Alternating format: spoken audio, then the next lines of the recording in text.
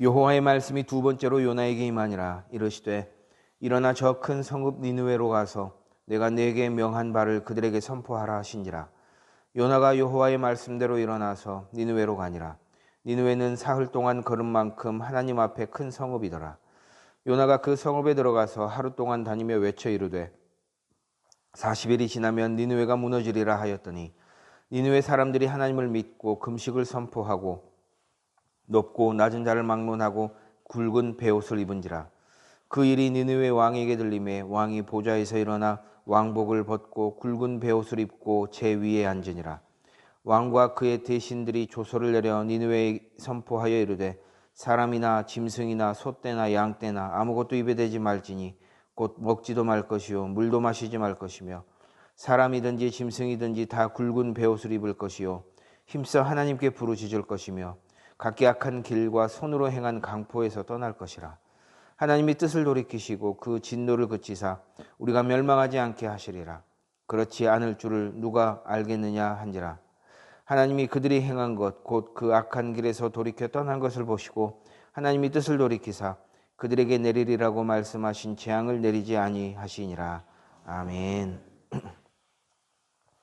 어제 우리는 물고기 뱃속에서 하나님께 간절히 기도했던 요나의 기도를 함께 살폈습니다. 어제도 말씀드렸듯이 요나는 일반적인 선지자와는 결이 조금 달랐습니다. 하나님 말씀을 듣지 않고 도망하는 모습이나 끝까지 자기가 옳다고 대드는 그런 모습들은 우리가 익히 알고 있는 선지자의 모습은 아니죠.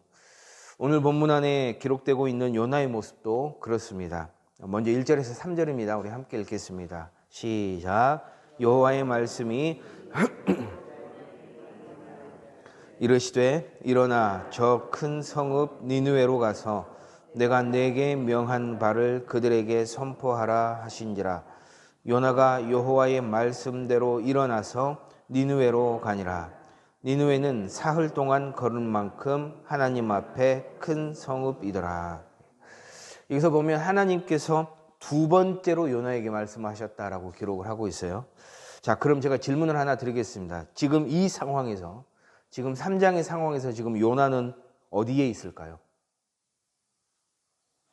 니느웨일까요? 아니면 다른 곳일까요? 네? 니느웨? 네. 그 다음 구절에 보면요. 하나님 말씀을 듣고 그가 큰 성읍 니느웨로 갔다라고 하는 것을 보면 사실 그는 니느웨에 있는 게 아니에요. 다른 곳에서 하나님의 두 번째 말씀을 들었을 가능성이 큽니다. 제가 이 말씀을 드리는 이유는 뭐냐 하면 간혹 보면 물고기가 요나를 니느웨에 뱉어놨다라고 말씀하시는 분들이 있어요.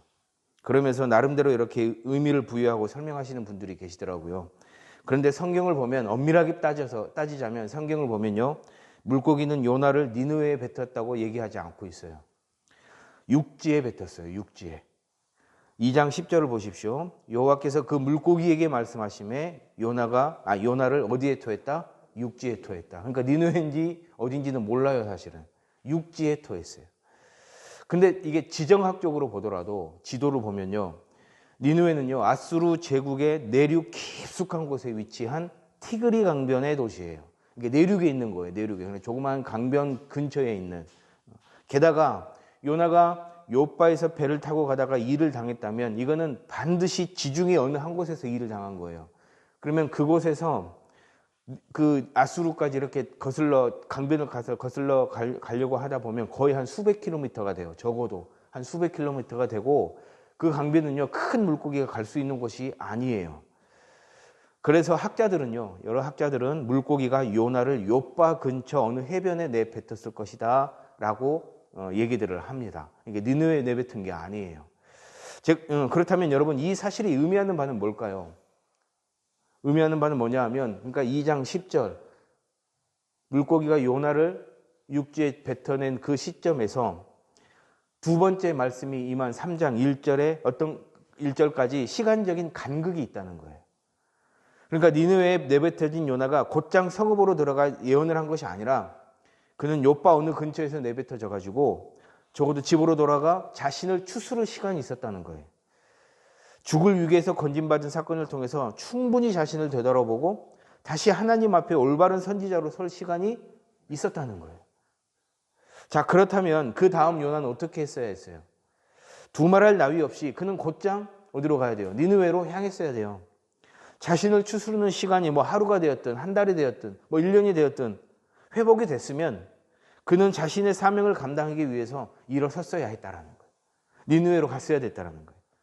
그런데 오늘 3장 1절에 가서 보면 하나님께서 두 번째 요나에게 말씀하셨다라는 기록을 보게 되면 뭐예요? 여전히 망설이고 있는 거예요. 하나님 구해주셔서 살아는 났는데 여전히 주저하고 있는 거예요. 가고 싶지 않은 거예요. 일어나야 할 때 일어나지 않고 여전히 주저하면서 이걸 가야 되나 말아야 되나 이걸 놓고 고민하고 있었던 거예요. 해서 보다 못한 하나님께서 다시 요나에게 나타나셔서 말씀을 하셨던 것이죠. 이게 여러분 이게요 근거 없는 추측이 아닌 것이 그 바로 다음 구절에서 여실히 드러나요. 자, 4절입니다. 함께 읽습니다. 시작. 요나가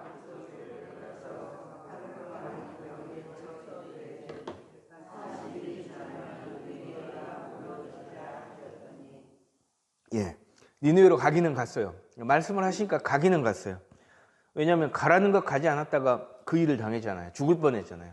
그러니까 가라 하시니까 어쨌든 일어나 갔어요. 그런데요, 가서 예언을 어떻게 합니까? 자, 앞서 3절에 보면요, 니느웨는 3일 길을 걸을 만큼 큰 성읍이라고 기록하고 있죠. 그런데 그 큰 성읍을 요나는 며칠 만에 돌아버려요? 하루 만에 돌면서 예언을 해버리는 거예요. 여러분, 이게요, 한번 생각해 보셔야 될게요. 3일 길을 걸을 만큼의 성읍이라면 심판에 대한 예언을 아주 정말 정성 들여서 니네 온 백성들이 다 들을 수 있게끔 정성 들여서 해야 한다면 며칠이 걸릴 것 같아요? 3일? 아니죠. 그냥 걸어갔을 때 3일인 거니까. 이거는 어디 가서 정말 정성 들여서 설교하고 예언하고 또 어느 곳에 머물렀다가 가고 이렇게 하면요. 적어도 일주일이 걸려야 돼요. 일주일이 걸리는 곳이에요. 그런데 하루 만에 갔다는 건 이건 뭔 얘기하는 거예요? 그냥 대충 달려가면서 대충 전했다는 거예요. 대충 달려가면서. 여기서 40일이 그러면 저기서 뭐 멸망합니다. 이렇게 전한 거예요. 이렇게 대충. 이게 그 요나가 전한 그 예언을요. 히브리 원문으로 보면요. 딱 5단어만 있어요. 딱 5단어. 우리는 이제 40일이 지나면 니느웨가 멸망하리라. 이렇게 해가 이제 네 개가 이게 딱 되는데 히브리어는 딱 원어로 보면 5단어로만 얘기를 하고 말았어요. 그 이상 아무 얘기도 안 한 거예요. 딱 5단어만. 여러분 보통 심판의 예언을 하는 이들을 보십시오. 뭐 예레미야나 뭐 이사야나 이런 것들을 보면요. 하나의 장이 예언의 말씀일 정도로 분량이 꽤 많아요. 스데반 같은 경우도 보십시오. 모여있는 유대인들을 질책하면서 복음을 전하는데 그 분량이 얼마나 많던가요? 우스갯소리로 설교를 너무 길게 해서 돌 맞았다고 얘기할 만큼 굉장히 많은 말들을 쏟아내는 것이 보통입니다. 그런데 요나는 그렇지 않았다는 거예요. 물론 학자들마다 의견이 분분하기는 해요. 성을 가로질러 중요한 곳만 다녔다는 사람도 있고 성을 다 돌기 전에 니느웨 사람들이 회개하고 돌아서서 돌다가 말았다는 의견도 있습니다만 가장 마땅한 설은 뭐냐 하면 요나가 마음에도 없는 예언을 했다는 설이 가장 마땅해요. 그것을 여실히 보여주는 것이 이제 내일 살펴볼 4장의 내용인데요. 3장 마지막 절에 니느웨 사람들이 회개하고 돌아서게 되면서 하나님께서 니느웨를 멸망하실 그 뜻을 되돌이키시잖아요. 그것을 요나가 딱 보고서 4장 1절에 이렇게 반응을 보여요. 어떻게 하냐면 요나가 매우 싫어하고 성내며 그래요. 놀랍지 않습니까? 이게 당황스럽잖아요. 하나님의 선지자가 하나님께서 하신 일을 두고 그것도 회개하고 돌아선 민족을 살리고 구원하신 일을 두고요. 매우 싫어했대요. 화를 냈대요. 내일 이제 더 자세히 살피겠지만 이러한 모습을 보더라도 요나는요. 니느웨 성읍 사람들에게 정말 대충 예언을 했을 가능성이 굉장히 큰 거예요. 그렇다면 여러분 하나님께서는 왜 이러한 요나의 모습을 계속해서 보여주고 계시는 걸까요? 결격 사유로 가득 넘치는 선지자 같지 않은 이러한 선지자의 모습을 보여주시면서 대체 어떤 말씀을 하시려는 걸까요? 여러분 사실 요나서는요. 니느웨를 향한 심판의 돌이킴에 대한 내용이 기록되고 있어요. 그것도 맞는 얘기입니다만 그 이면에는요. 북이스라엘을 향한 하나님의 거침없는 질책이 기록되고 있는 겁니다. 지독스럽게 말을 듣지 않는 요나의 모습, 하나님께 싫은 감정 그대로 드러내는 요나의 모습은요, 당시 북이스라엘 백성들의 영적 상태를 그대로 드러내고 있다는 겁니다. 하나님께서 선지자를 통해 말씀을 해도 들으려고 하지 않았던 당시 백성들, 어쩔 수 없이 듣기는 해도 형식만 남아버린 그들의 신앙은 이제 그들이 멸망을 향해 가고 있음을 요나를 통해서 하나님께서 말씀을 하고 계시는 거예요. 이 선지자 좀 이상한 애가 아니라 이 선지자의 모습이 내 모습이구나가 되었어야 했다는 거예요. 결국 북이스라엘 백성들 어떻게 되던가요? 오늘 하나님의 심판의 뜻을 되돌이킨 아수르에 의해서 오히려 멸망당하게 된다는 거예요. 아이러니하지 않습니까? 그런데 하나님은요, 다소 충격적인 사건을 다시 한번 북이스라엘 백성들에게 보이신다는 겁니다. 5절로 8절입니다. 우리 함께 읽습니다. 시작. 니느웨 사람들이 높고 낮은 자를 막론하고 굵은 베옷을 입은지라. 그 일이 니느웨 왕에게 들리매 왕이 보좌에서 일어나 왕복을 벗고 굵은 베옷을 입고 제 위에 앉으니라.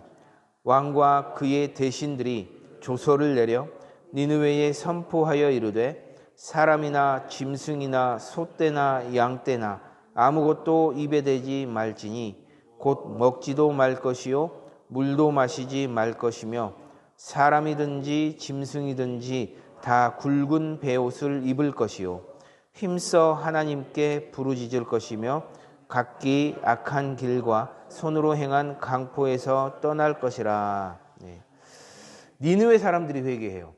이스라엘 백성들이 회개하는 게 아니라 니느웨 사람들이 회개를 해요. 근데 회개하는 내용을 쭉 보면 이게 꼭 그 유대인들이 이스라엘 백성들이 회개하는 모습하고 좀 비슷해요. 이게 왕까지 나서서 금식을 선포하면서 철저히 엎드립니다. 심지어는요, 짐승들까지 금식하도록 해요. 사실 성경에 보면 짐승들까지 금식하며 회개한 사례가 없어요. 이곳 하나예요. 이건 요나가 유일합니다. 사실 고대 근동, 특히 이제 아수르와 페르시아 같은 이방 문화권에서는요, 이게 국가적인 재난이 닥쳤을 때는 짐승들도 함께 금식했던 그런 풍습이 있었어요. 그러니까 다시 말해서 지금 니느웨는요, 지금 이 사안을 국가적 재난 상황으로 여겼다는 거예요. 그런데 여러분, 이들이 하나님의 심판 앞에 큰 두려움과 공포에 휩싸이게 된 시작점이 뭐예요? 그렇습니다. 요나의 예언 때문이잖아요. 그런데 앞서 살폈듯 그 요나의 예언은 어땠어요? 정말 대충이었거든요. 대충 전한 그런 예언이었다는 거예요. 그러니까 말하자면 뭡니까? 니느웨 사람들은요, 대충 전한 요나의 예언의 말씀을 굉장히 민감하게 받아들였다는 거예요. 자신들에게 닥칠 심판의 말씀으로 받아들였고 하나님의 뜻을 되돌이키기 위해서 이걸 국가적 재난으로 선포하고 모든 이들이 함께 금식하며 부르짖게 되었다는 겁니다. 그런데 여러분, 한 가지 마음에 걸리는 게 뭐냐 하면 사실 아수르 제국은요, 잔인하기로 유명했던 나라였다는 거예요. 이들은 하나님의 심판을 받기에 마땅한 나라일 정도로 굉장히 잔인했어요. 하나님의 백성인 북이스라엘을 수도 없이 괴롭혔던 그런 나라였습니다. 그런데 그러한 나라의 수도 니느웨 사람들이 이러한 민감한 영적 감각이 있었다는 것이요, 그것도 대충 전한 적국 북이스라엘 선지자의 예언에 모든 백성이 거국적으로 일어나 회개했다는 사실이요, 사실 쉽게 받아들여지지 않습니다. 실제로도 이제 우리가 요나 다음으로 살펴볼 나훔을 보면요, 오늘 사건, 그러니까 니느웨가 회개한 이후에 거의 100년 후에 하나님께서 나훔을 통해 예언을 하시는 거거든요. 그때는요, 하나님께서 니느웨에 대한 진노를 거두지 않으셔요. 나훔을 살필 때 더 자세히 살피겠습니다. 어쨌든 이를 볼 때 니느웨는요, 결코 선한 민족이 아니었다는 거예요. 그렇다면 하나님께서 일부러 당시 니느웨 백성들의 영적인 눈을 여셨고 귀를 여셨고 마음을 여셔서 그들이 진심으로 돌이키도록 하셨다는 말인 거예요. 하나님께서 그들의 마음을 움직이셨다는 거죠. 왜 그렇게 하셨을까요? 그리고 그들의 회개를 통해서 무엇을 말씀하시려고 했던 것일까요? 그렇습니다. 이 역시 북이스라엘 백성들을 향한 질책인 거예요. 이렇게 말씀하시는 거예요. 너희들은 선민, 하나님께서 택하신 백성임에도 불구하고 돌이키지 않았다. 제대로 된 선지자를 통해서 분명한 말씀으로 심판의 예언을 들려줬고 회개하고 돌아오도록 그렇게 외쳐댔음에도 불구하고 꿈쩍도 하지 않았다. 그러나 니네들이 싫어하는 이방 민족, 너희들을 괴롭히는 이방 민족, 니느웨 사람들을 보아라. 저 잔인한 사람들을 한번 보아라. 저들은 대충 전하는 심판의 몇 마디 예언만을 듣고도 온 나라 백성들이 회개하고 엎드리면서 하나님 앞에 돌아온다. 이렇게 질책하시는 겁니다. 이런 말씀을 하시려고 요나서를 기록을 하신 거예요. 그래서 결격 사유로 가득한 요나를 보이시면서 또 잔인한, 잔악한, 잔혹한 그런 니느웨 사람들이 진정으로 회개하는 그런 모습들을 보이게 하시면서 이스라엘 백성들을 깨닫게 하시는 거예요. 자, 그렇게 하나님께서는 니느웨 백성들의 진정한 회개를 들으시고 심판의 뜻을 거두십니다. 10절입니다. 함께 읽습니다. 시작. 하나님이